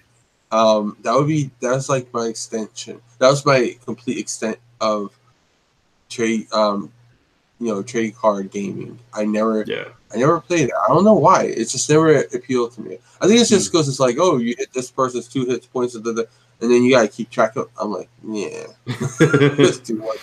Yeah, I agree with Justin. Yeah, you might like Magic because there's it's very strategic, especially when you play Commander. I like watching it. I tried, Justin. I think I'm sticking to collecting. I have to check to see what the rules and all are for Magic. I've never, like I said, I never even looked at them. There's a channel I know there's a. Oh, go ahead. Who? No, I was just gonna say I know that like my shop has a Magic the Gathering game tournament I think it's Thursday nights they do it, or it could be Wednesday nights. I don't know. They always have like the sign up that says don't miss our Magic the Gathering game night. Like they always have a game night. Friday night Magic usually. It's I don't know. It's a very expensive. Oh yes. Yeah. I'll look into it. Game to keep up with. Yeah. Yeah. I know it's yeah. Go ahead. No, I'm sorry. I was going to say real quick, both my brother and Lisa's brother used to be really into Magic, and they would play the tournaments and everything too. So they both spent a lot of money on it. And I know Daniel, which is Lisa's brother, he like was serious. I mean, he would spend a lot of money on it at one point in time. He's to the point now that he will not buy any because he knows if he buys any, he will buy a lot and start playing in tournaments again. It's like the gateway. Yeah. So he's like, every time we mention like something, he'd be like, "Don't tempt me. I can't do it. I can't do it." I just have a question because I never looked it up. I always meant to look it up and I kept forgetting to look it up. Is Magic the Gathering supposed to be what Kataha, or whatever the name is that they play on Big Bang Theory? Is that supposed to be what they're playing on there? Like, is that supposed to be like Magic the Gathering, or is that really a game? That card game that they play? Yeah. I don't know. I always assumed it was supposed to be something like that. But yeah, I always assumed it was like Magic the Gathering. Yeah, that's quite possible. Like I never knew if it was a real game or not. So I was just wondering, like, because again, I don't follow that at all. I don't follow any of those things at all. I have no idea. I have no knowledge on them. It's Mystic Warlords of Kaha, and it's a fictional trading card game that first appeared in the Creepy Candy Coding Corollary that episode. Yeah, so it must be a Magic the Gathering type game, and I guarantee you eventually it will be a thing if it's not already by now. All right. I was just wondering because like they really do like have a whole bunch of characters that are in there, and like they made up rules and all. So I'm like, if not, then they went to a lot of trouble to make a game up because like They made up rules. They talked about the rules. They talked about the cards. Like this, I was wondering if it was real. The Big Bang Theory wiki says that it is obviously a spoof of games like Magic the Gathering. So there you go. Okay, I wasn't sure if it was like officially a game or like just a a spoof of Magic the Gathering. There was at one point at least a Facebook version of the game called The Big Bang Theory: Mystic Warlords of Kaha. It was shut down in 2012 though. I have to agree with Brant. It's a very expensive game. Yeah. Any Magic. Yeah, I've heard about that. And Magic bringing the price up. And Magic's actually the boxes are going up. That's why I might just stick with Pokemon, and because Mike loves Pokemon, he'll always love Pokemon and Yu-Gi-Oh, because Magic is just getting too ridiculous with their prices. But the art is so good. You know, that's what gets me to come back. The art is gorgeous for those cards. Mm-hmm. Yu-Gi-Oh always cracked me up because the guy always sounded so much older.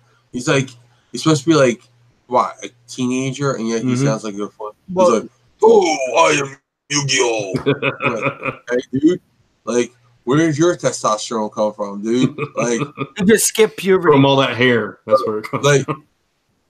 Like he's a 16-year-old kid who sounds like Vin Diesel, you know? Like, okay, and we can understand him. I am Yu-Gi-Oh. I am Groot. I mean, that's why I don't like watching My Hero Academia and sub. English? I had to watch the dub because he sounds so much older. I'm like, how many packs of cigarettes a day do you smoke, kid? Like, he just does not sound like a kid in the sub. Like in the regular version, he just doesn't sound like a kid. I'm like, okay. Which one? Which character? What's his name? Deku. He doesn't sound like a version? Kid. No, in the Japanese. I watched the English version, so I don't know. I haven't seen the other version. Just watch the sub versions of it, and you'll see the difference in the voice. He sounds so different. So I watch both because I like to compare them, but I prefer the English. I don't like to read my TV shows. I'm terrible. I'm a snob.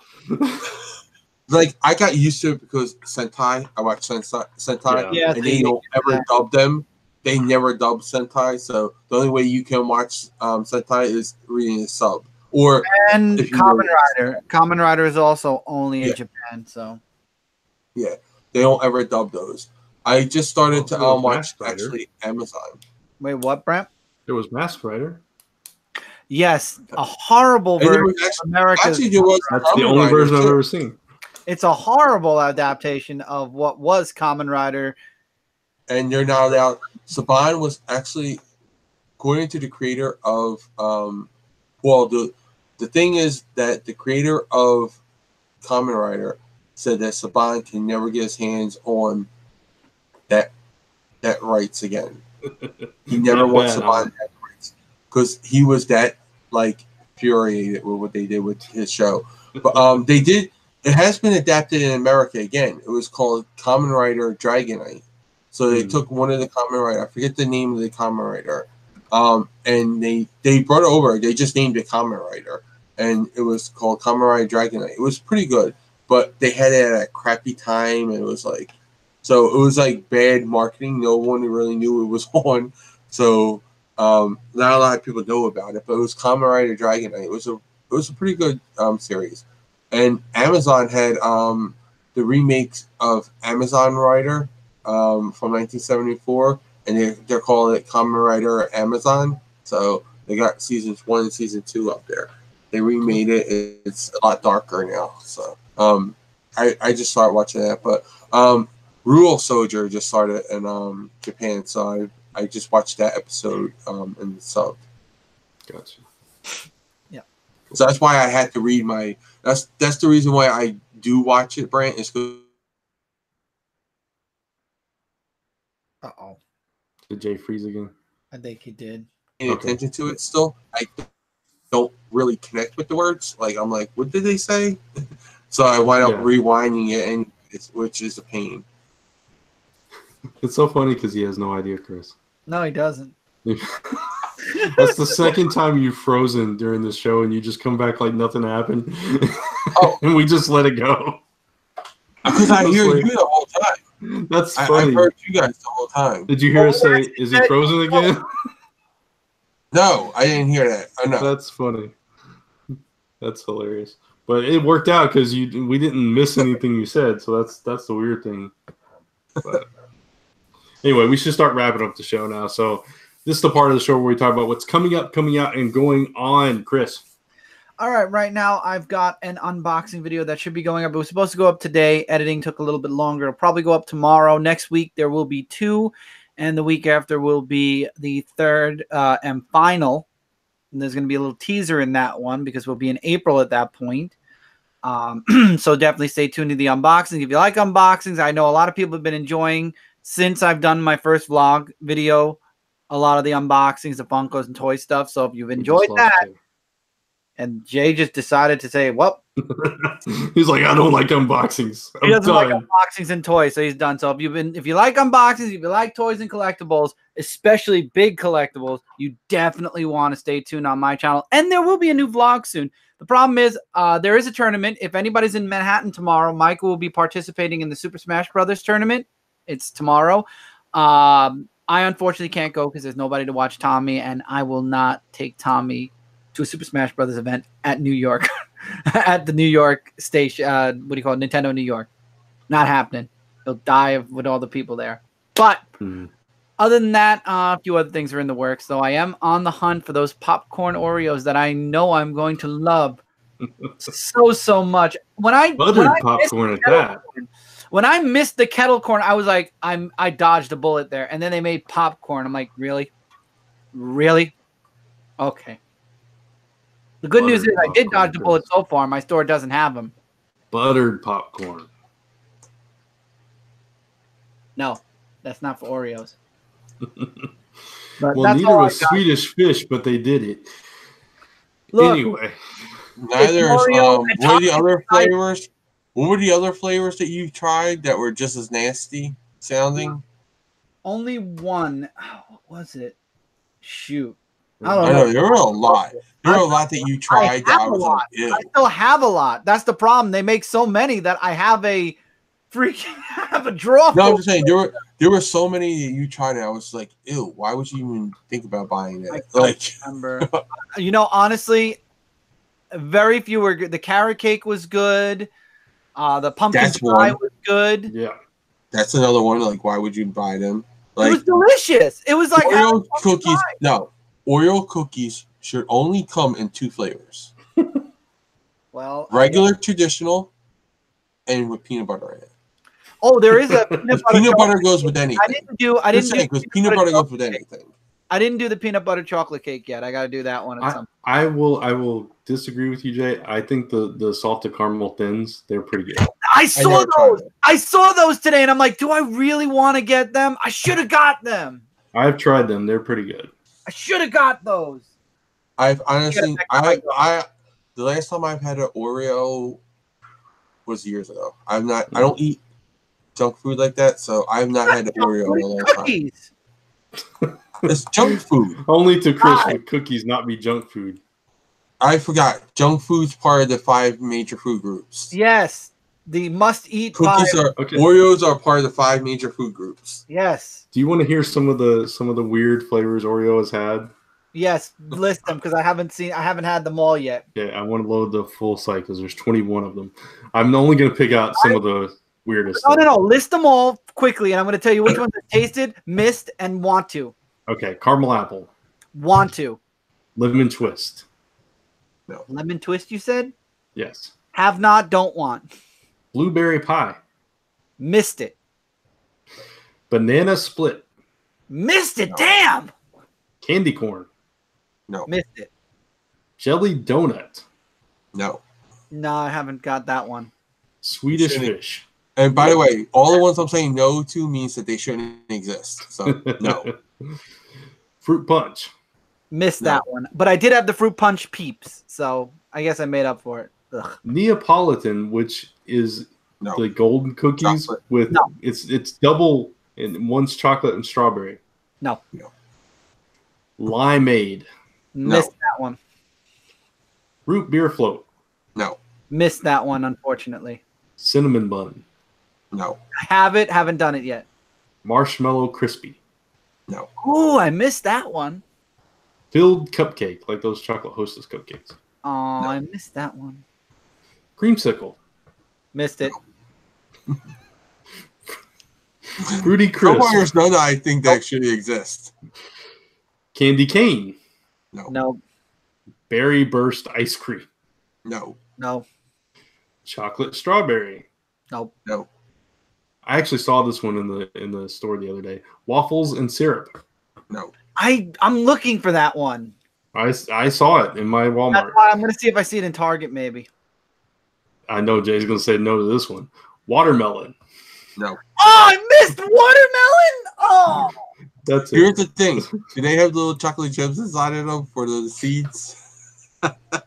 No, but that would have been hilarious. I missed that I mean, one. they should have little chocolate chips. You were talking about watermelon. Going, Let's talk about going. watermelon with the seeds. All right, keep going. No, that's it. That's all 21. Oh, No, and no, there's They missed 22. a lot. They missed. Hold on, I Butter have. popcorn. They missed Rocky Yeah. Road, which I have that one. They missed Mega Stuffed. They missed Peppermint Bark. They missed Strawberry Short. Wait, did you say Strawberry Shortcake? No, but I found another list. That was just one list. Here's Oh, another okay. one. 'Cause Kettle you missed corn. Pie. You missed a lot. I said caramel apple. Strawberry cream. Apple Mickey. pie. All right, Mickey Mouse birthday cake, red velvet, strawberry shortcake, Halloween Oreos, golden double stuff, carrot cake, peppermint bark, apple pie, lemon cream, mint, cinnamon. I already said that one. Firework Oreos. Nope. Those had Chocolate Pop peanut- Rocks. Oh wait, yes, chocolate, I had those. chocolate peanut butter pie, Have that. peanut butter, chocolate, cherry cola, which you had those. Yeah. Those were interesting. Dunkin' Donuts mocha, Have it. Didn't do it yet. hot and spicy cinnamon. Nope. Rocky Road. Have it. Oh, I saw these in the store too. Pete's. I have to find that. You have a problem. You do. You No, I don't. have I'm done because I'm grossing myself out now. And I don't All those ones that you say yes, tried, need, going to get, gotta get, you have a problem. I like doing Oreo tasting with my son. I don't think there's a problem. You On the son. have a problem. I will say chocolate peanut butter pie had me intrigued. That sounded actually pretty good. But It is good. It looks good. I haven't had it yet. I have it, but I didn't eat it yet. Peeps, come on, man. No. I gotta try it just because it probably tastes disgusting. More power to you. Jay, what you got coming out? Jay's gonna try the peeps on his channel. No, I won't. Oh, come on. I wouldn't even eat Peeps outside of an Oreo. I'm not gonna eat them in. Peeps are just sugar. It's like, why not just eat a spoonful of sugar, dude? It's the same exact thing. But coming up for me, I just did Star Trek Episode 10, Discovery Season 2, Episode 10 on Frontline. Let's see. Tomorrow night, I'm doing a Q&J at 10 o'clock. So that's tomorrow night. Tuesday nights, Frontline Live, every Tuesday night. The winner of the contest sprint this Tuesday? Okay. I just wanted to make sure that I was saying that right. Because I said it on Media Madness 2 last night. I just wanted to make sure I said it. So you'll find out the winner Tuesday night, 10 o'clock p.m. So join us. It will be after the news. That's when we do them. I think that's what we did last time. So yeah. I'm just trying. Let's see. I think Wednesday would be a command center for Mighty Morphin Power Rangers number 37. In April, a lot of things are changing for my channel and for me on Frontline. So check out some of the things that are going to be moving from Frontline to my channel. Command Center is going to be changing. It's not going to be the same thing, so it'll be changing when it moves over to my channel. And it's going to be part of something that's going to be going on, and you can get the teaser over on Discord. There's a little teaser there. And let's see, that's about it. So follow me all over social media at Comic Book Theater, and drop the R for Twitter. I forgot about that. Dark Avenger C86 across the board, except on Twitch. It's Dark Avenger Gaming. We've been running through Division 2. Hopefully y'all pop in one day and say hi. All right, for me, earlier tonight, Lisa and I did top 5 comics. I was there at the end. I missed most of it. I popped in at the end. I figured I won't say anything because I want to go back and watch it. So, I feel so bad that I don't watch those live because I had that rule that I don't want to know what your thoughts are on books until after we do it in the top 5, because I don't want to spoil for myself. Yeah. But I feel so bad every time I see them. Like, I want to watch it. I want to support them, but I can't. I know. It's cool. I understand, man. Don't worry about it. But, yeah, so you guys... 5 to Frontline Live, so Jay can watch all of our shows. Yeah, exactly. So you guys can go check that out on my channel. Monday Musings, of course, and then, of course, most anticipated on Tuesday.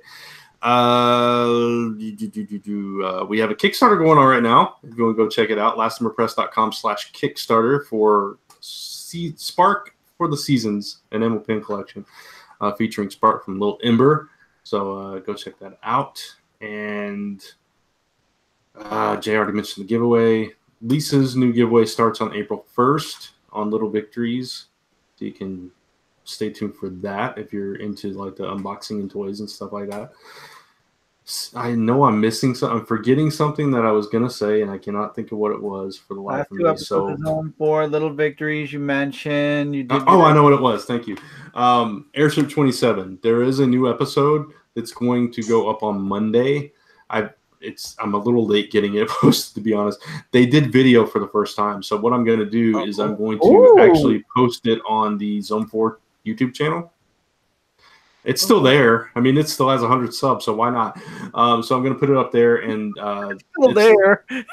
Huh? The way you say, yeah, it's still there, believe it or not. I just, anyway, I'm going to put it up there, and this is episode 49. So if people like it or whatever, they are going to do video for the 50th episode. And just to clarify, Airship 27 is sticking around. It's still going to continue even after Zone 4 is done. So they'll still come back every month, and I will probably start posting their podcast on the Zone 4 channel. So check that out. So Zone 4 podcast is still existing, just not the Zone 4 podcast network is still existing, not the Zone 4 podcast. Right. And, we reserve the right to do whatever the heck we want to do at any time we feel like it. So if we ever want to come back for a special or whatever. Take that as a threat, people. We can come back at any time. Yeah. But anyway, I think that's it. So follow me on social media at Brant Fowler and at Last Timber Press. There you go. So, Chris, it is your turn. This is for me because this is the last time I get to read out, and it's weird because it's like, I don't know. It's just weird that this is my last time, but we'd like to thank the official bands of Zone 4. Wait, Chris. No, we got to start all over. You did it wrong. No, I'm kidding. I just wanted to mess up your last time. Brant's going to read us out in a second. Go ahead. Scotty's Play that you hear on the show each and every episode when Brant gets around to editing, the audio part together. We are also proud members of the Comics Podcast Network, even though half of the time they probably debate why. But you can find us. Yeah, most of the time. You can find us right here on Comic Frontline every Friday, and also on comicspodcast.com, Stitcher, iTunes, and of course, zone4podcast.com, which is the MySpace page. If you have any comments, questions, or suggestions for us, has been 10 years. Cookies, send those to zone4podcast@gmail.com, like suggesting that Brant and Jay try the Oreo Peeps. And as always, thanks for listening. You're now leaving the fantastic Oreo Zone 4. Bacon Oreos. Oh my God, I'll buy those. Oh, Send me 20. Oh, good night, everybody. Thank you for joining us live. Only for 2 more weeks. And then, the rest of your life on Frontline Live. Bye. I signed my soul